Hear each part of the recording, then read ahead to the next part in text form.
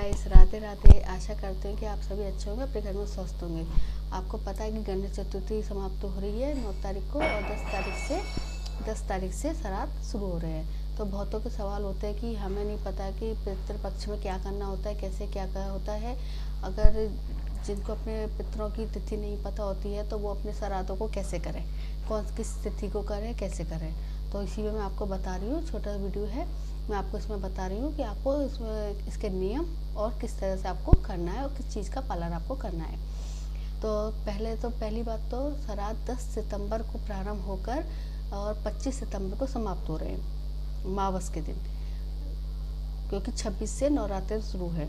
तो 10 सितंबर से श्राद्ध पितृपक्ष शुरू हो रहे हैं और 25 को ख़त्म हो रहे हैं। और 17 सितंबर को कोई भी श्राद्ध नहीं है, मतलब श्राद्ध की कोई भी तिथि नहीं है, उस दिन कोई भी श्राद्ध नहीं हो करना। तो 17 सितंबर श्राद्ध के लिए खाली है। तो उसके बाद पितृपक्ष में 10 तारीख से लेकर 25 तारीख तक अपने पितरों को खुश करना है तो आपको सूर्य को अर्घ देना जरूरी होता है। तो स्नान करने के बाद सर्वप्रथम आपको सूर्य को अर्घ देना है और उनसे अपने पितरों से उनसे अपने मंगल कामना के लिए आशीर्वाद देना, क्योंकि वो खुश होकर आशीर्वाद देते हैं अगर आप सूर्य को अर्घ देंगे तो सबसे पहले आपको सूर्य को अर्घ देना है। उसके बाद आप अपने अगले काम प्रारंभ कर सकते हैं। तो ये समय अपने पितरों को खुश करने का होता है, इसीलिए आप जितना समय ये 15 दिन में अपने पितरों को दे सकते हैं उतना समय आप अपने पितरों को दीजिए। और जिस तिथि को आपके पितृ मतलब माता पिता या कोई भी आपका स्वर्गवास हुआ है, उस तिथि को आपको उसी तिथि वाले दिन आपको दान करना है, क्योंकि दान करने से वो प्रसन्न होकर आपको आशीर्वाद देते हैं। तो ये 15 दिन, जैसे आप नवरात्र में 9 दिन दुर्गा जी पर ध्यान लगाते हैं, गणेश चतुर्थी पे आप 10 दिन गणेश जी पर ध्यान लगाए, इसी तरह 15 दिन आपको पितरों पे अपना पूरा ध्यान लगाना है। तो उनको क्या पसंद था, जैसे आपकी माता जी आपकी किस स्थिति पर, तो उनको क्या पसंद था, उनको दान मतलब उनको वस्त्र क्या पसंद है, तो वो सब आपको देना है, करना है। फिर और उनकी आत्मा की शांति के लिए आपको दान पुण्य करना है। अब बहुत से कहते हैं कि हमें नहीं पता कि हमारे पितृ किस स्थिति को ख़त्म हुए थे तो हम उनका श्राद्ध कैसे करें।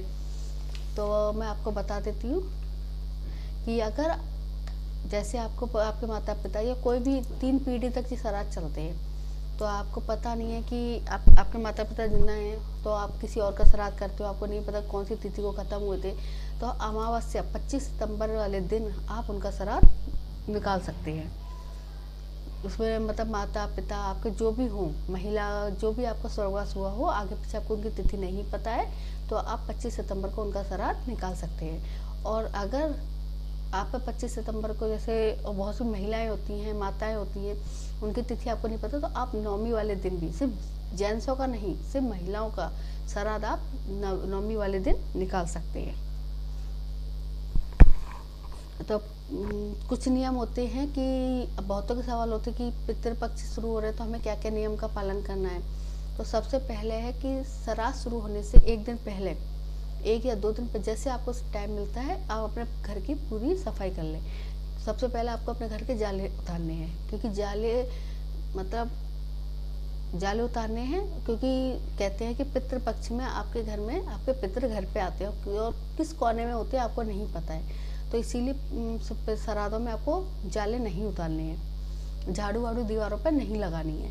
तो इसीलिए आप अपने घर को श्राद्धों से पहले ही पूरा स्वच्छ कर लें, क्योंकि उसके बाद ही आपके 26 तारीख को नवरात्र शुरू हो रहे हैं। तो आप पे इतना टाइम नहीं होगा कि आप श्राद्धों के बाद ही नवरात्रि की सफाई कर पाएँ, क्योंकि पूजा पाठ का भी बहुत काम होता है, तो आप वो सब नहीं कर सकते। इसीलिए श्राद्धों से पहले ही आपको अपने घर की सफाई कर लेनी है।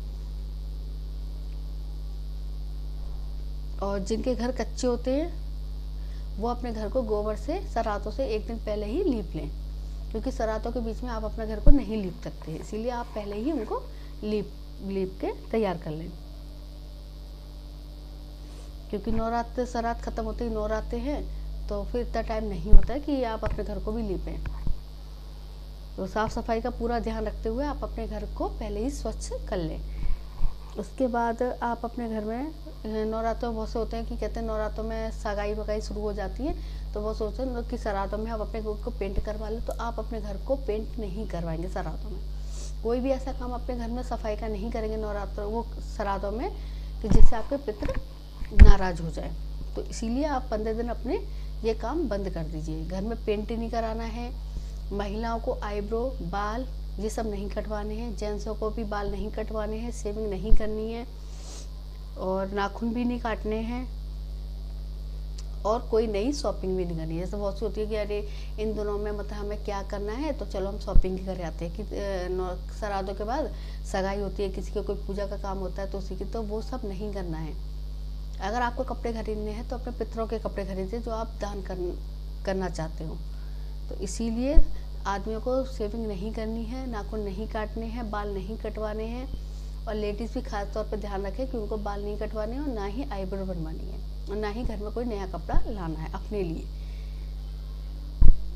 अगर आपके ऑफिस में इमरजेंसी है, अगर आपके घर में कोई इमरजेंसी है कि ऑफिस में मीटिंग में जाना है तो आप शेविंग बना सकते हैं, अदरवाइज आप जैसे कोई भी काम नहीं तो आप शेविंग नहीं बना सकते हैं। और पितृपक्ष के दौरान 15 दिन आपको प्याज और लहसुन का प्रयोग नहीं करना है,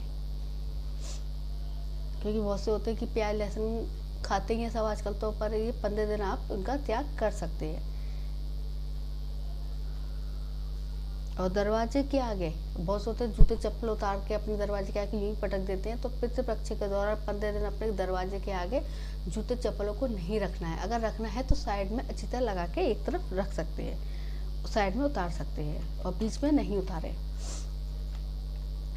और शराब और मांस मदिरा का सेवन 15 दिन नहीं करना है, क्योंकि बिल्कुल स्वच्छ होकर साफ सुथरा होकर अपने पितरों को अपने घर में प्रवेश कराना है। इसीलिए आपको उनके 15 दिन उनके ऊपर पूरा ध्यान रखना है। इसीलिए आपको मांस मदिरा शराब का प्रयोग बिल्कुल भी नहीं करना है और विवाह की बात तो बिल्कुल भी नहीं करनी है, क्योंकि बहुत से लोग कहते हैं कि श्राद्धों के बाद ही अच्छे दिन शुरू हो जाते हैं, नवरात्रे शुरू हो जाते हैं, तो बहुतों की सगाई तो सोचते कि अभी श्राद्धों में शादी ब्याह की बातें कर लेते और सगाई नवरात्रों में करते हैं, तो वो आपको बिल्कुल भी नहीं करनी है।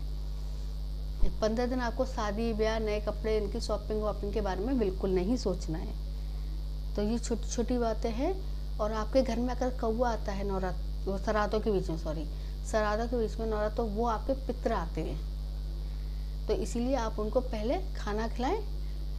जिस दिन आपके पितरों की तिथि होगी उस दिन तो आपको खिलाना ही है, और अगर अदरवाइज आगे पीछे अगर आपके घर में कौवा आता है तो उसको आप ज़रूर खाना खिलाएं, क्योंकि 15 दिन वो धरती पर आते हैं और आप उनका पूरा अच्छी तरह से 15 दिन ध्यान रखें।